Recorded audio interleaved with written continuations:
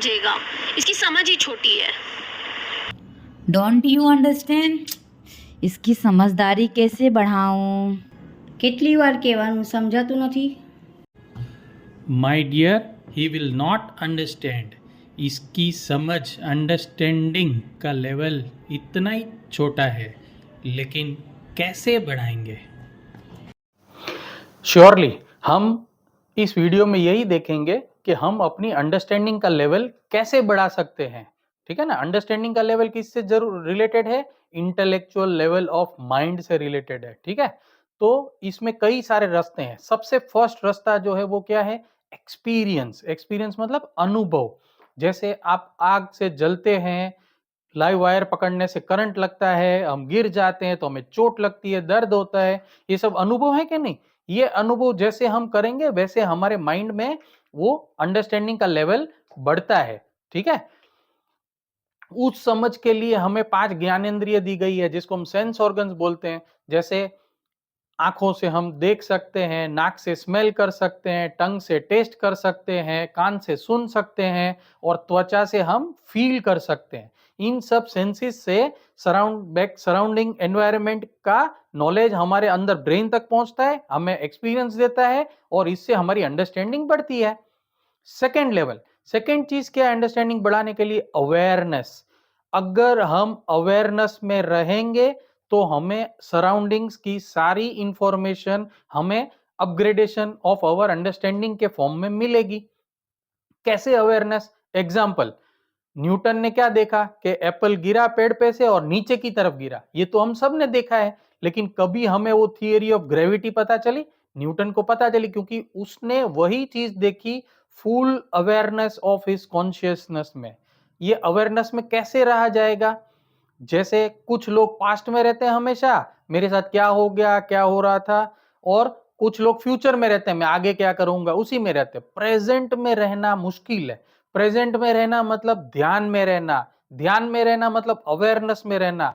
हमारे साथ जो भी घटनाएं घट रही है उसमें हम संपूर्ण अवेयरनेस में रहते हैं और ये हमारी अंडरस्टैंडिंग को बढ़ाता है।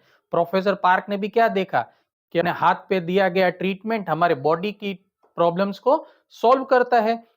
इसलिए उन्होंने क्या डिस्कवर किया? सुजोक डिस्कवर किया। हालांकि वो अपने हाथों में सॉफ्टवेयर फिट करने थोड़ी है सबके, ये चीज तो नेचुरली थी सबके हाथ में, लेकिन इस चीज को अवेयरनेस पूर्वक देखने पे उन्होंने सुजोक थेरेपी का प्रस्तुति किया। ठीक है? तो अवेयरनेस में रहना दूसरा रास्ता है अपने अंडरस्टैंडिंग को बढ़ाने के लिए। थर्ड इंपॉर्टेंट रास्ता कौन सा है अपने अंडरस्टैंडिंग को बढ़ाने के लिए? वो है सरेंडरशिप या समर्पण। समर्पण दोस्तों, आपको क्वेश्चन आता होगा। सबसे पहले इसको समझने के लिए हम अपनी लेवल ऑफ अंडरस्टैंडिंग देखते हैं। मेरी लेवल ऑफ अंडरस्टैंडिंग इतनी, किसी की इतनी, किसी की उससे छोटी। इसको हम किससे मेजर कर रहे हैं? रेफरल पॉइंट क्या है? रेफरल पॉइंट है इटर्नल अंडरस्टैंडिंग, मतलब पूरी कुदरत की जो विजडम है, इटर्नल विजडम, उसको हम बोलते हैं इटर्नल अंडरस्टैंडिंग। ठीक है? जिससे सारा हमारा सोलर सिस्टम एक सिस्टम से चल रहा है, तारे, चांद, आकाश, हवा, ऑक्सीजन, ठीक है, जन्म मृत्यु, ये सब चीजें जो एक इटर्नल विजडम के अंडर पे चल रही है। अब इस इटर्नल विजडम की कंपैरिजन में हमारा अंडरस्टैंडिंग कितना है? हो सकता है 0.0001%।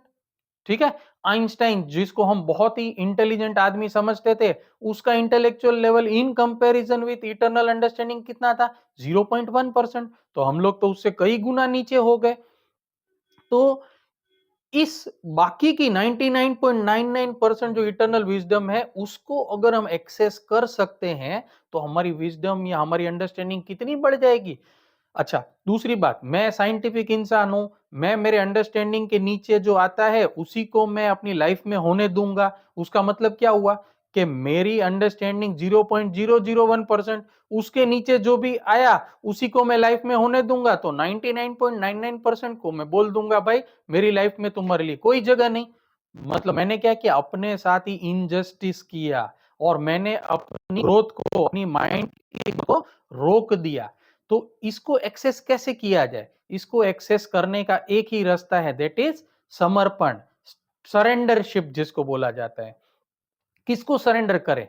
आप कई बार दोस्तों प्रॉब्लम में होते हैं, आपको से कोई चीज स्ट्राइक होती है, कोई इंसान आपके फ्रेंड्स में है, आपके कलीग्स में है, आपके गुरु के फॉर्म में है, वो आता है आपके पास और अचानक से उसके मुंह से वो वाक्य निकलता है जिसकी दुविधा आप ऑलरेडी महसूस कर रहे थे और उसका वो मानने से आपकी प्रॉब्लम सॉल्व हो जाती है। इसको बोलते अज्ञात की तरफ अट्रैक्शन। कई बार अनआइडेंटिफाइड, अननोन की तरफ हमारा एक अफेक्शन होता है, वहां से हमें बुलावा आता है कि ये प्रॉब्लम या ये अंडरस्टैंडिंग तक आप ऊपर आओ, और हम अपनी अंडरस्टैंडिंग जो 0.001% है उसके बियॉन्ड जाते हैं, इटर्नल अंडरस्टैंडिंग में वहां पे घूमते हैं समर्पण के वजह से, उसके कारण से, और वहां पे फिर हम अपनी प्रॉब्लम्स का सॉल्यूशन मिलता है और बाय डिफॉल्ट वो हम एक्सपीरियंस करते हैं तो हमारी अंडरस्टैंडिंग भी बढ़ जाती है।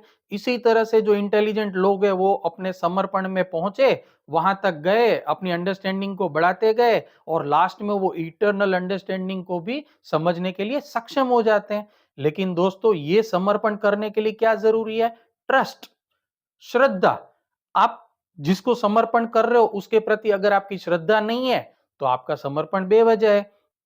बच्चे जो किताबों में से पढ़ते हैं, यूट्यूब में से जो इंफॉर्मेशन लेते हैं, उस पे भी तो हमें श्रद्धा तो रखनी पड़ेगी ना कि वो source of information is good and it is true.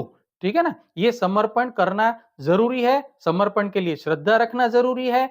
तो धीरे धीरे अज्ञात मतलब आप अपनी अंडरस्टैंडिंग के बियॉन्ड जाके इटर्नल अंडरस्टैंडिंग से एक्सेस करते हुए आप अपनी अंडरस्टैंडिंग को भी ऊपर तक लेके जा सकते हैं।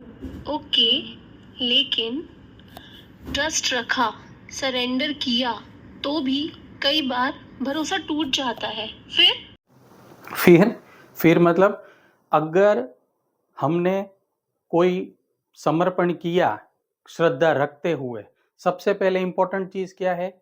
इंटेंशन। हमें जिसको हम समर्पण कर रहे हैं उसकी इंटेंशन हमें पता होनी चाहिए। अगर उसकी इंटेंशन पॉजिटिव है देन 99.99% है कि we are on the right track, हम सही जगह पे समर्पण कर रहे हैं, वहां पे श्रद्धा रखें और अपनी समझ बढ़ सकती है। लेकिन अगर फिर भी इंटेंशन भी सही हुआ, ट्रस्ट भी सही था, समर्पण भी सही किया, लेकिन फिर भी अगर आपको अनुभव अच्छा नहीं मिला, एक नेगेटिव एक्सपीरियंस मिलता है, तो दोस्तों ये भी तो आपकी एक नई अंडरस्टैंडिंग ही है ना। ये जो आपको नेगेटिव रिस्पॉन्स मिला, ये भी क्या है? ये आपकी अपग्रेड ही करेगी ना समझ को। ओशो को किसी ने पूछा था कि आप इतने सक्सेसफुल कैसे हुए, तो ओशो ने क्या बोला? सही टाइम पे सही डिसीजन लेने से। फिर पूछा गया कि सही टाइम पे सही डिसीजन कैसे लेना है, तो पता है उन्होंने क्या रिप्लाई किया? उन्होंने बोला सही टाइम पे गलत डिसीजन लेने से।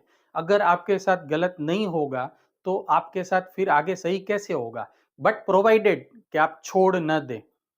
Continue trusting, continue surrendering and you will achieve the level of understanding जो इटर्नल विजडम के नजदीक है। और जब ये आ जाएगा then you will be the most successful person और आपका अंडरस्टैंडिंग का लेवल एक हाईएस्ट लेवल पे हो जाएगा। So let's summarize. So to improve our level of understanding, number 1 rasta is experience या अनुभूति. Number 2 is to be in awareness, that is to be in present. And number 3 and most important is surrendership या समर्पण.